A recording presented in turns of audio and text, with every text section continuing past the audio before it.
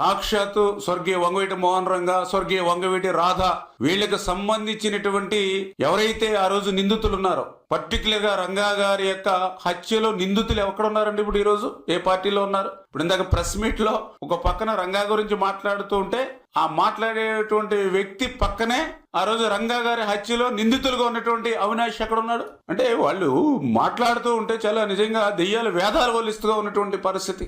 మరి ఏదైతే మనం చూసాం, మరి మొన్ననే ఇప్పుడు వంగవీటి మోహన్ రంగా ఆయన ఒక రౌడీ హత్య చేస్తే తప్పేంటని చెప్పినటువంటి గౌతమ్ రెడ్డికి ఫైబర్ గిట్ చైర్మన్ పదవి ఇచ్చి సత్కరించింది జగన్మోహన్ రెడ్డి కాదా?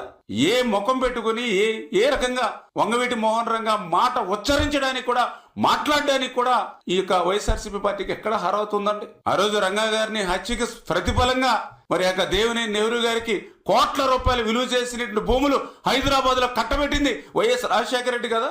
ఏం మాట్లాడడానికి అర్హత ఉందో రంగా గారి గురించి మాట్లాడేటువంటి అర్హతే ఈ వైఎస్ఆర్సీపీ పార్టీకి లేదు.